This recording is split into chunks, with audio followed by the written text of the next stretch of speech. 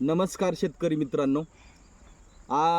या ठिकाणी जे मी अविनाश जगताप, विडणी, तालुका फलटण, जिल्हा सातारा या ठिकाणी उन्हाळी बाजरीचं हे पिकाचा प्रयोग मी केलेला आहे.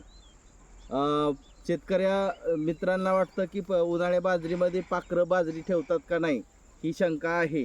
परंतु पाखरं सर्व जीवसृष्टी जगली पाहिजे या तत्वाचा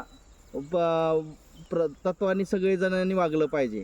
बघा, मला पण भीती होती. बरेच जण सांगितले की तुझी बाजरी ही पाखरं काही ठेवणार नाहीत.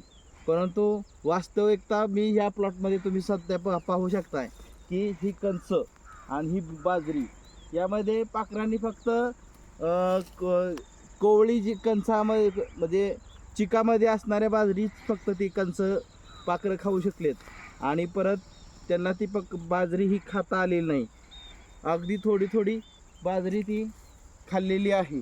त्यामुळे शेतकरी मित्रांना चिंता करण्याची गरज नाही, कारण तुम्ही उन्हाळी बाजरी करून तृणधान्य हे आपलं वर्ष 2023-24 हे वर्ष भारत सरकारने तृणधान्य म्हणून घोषित केलेलं आहे. भरडधान्य, मग यामध्ये बाजरी हा एक कडधान्य तृणधान्याचा प्रकार मोडतो. मग बाजरीचं उत्पादन हे घेऊन आपण आपल्या सजीवसृष्टीला सुखी करू शकतो आणि आपलं भरघोस उत्पादन घेऊ शकतो.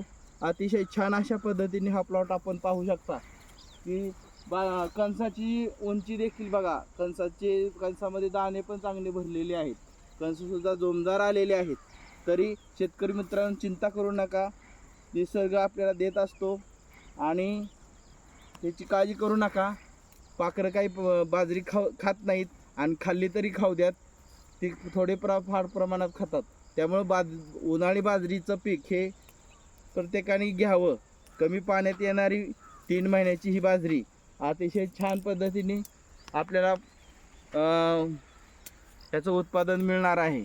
तरी सर्वांना विनंती आहे की आपण उन्हाळी बाजरीचं पीक घेऊन आपण आपल्या शेतीत आपला विकास करावा ही विनंती.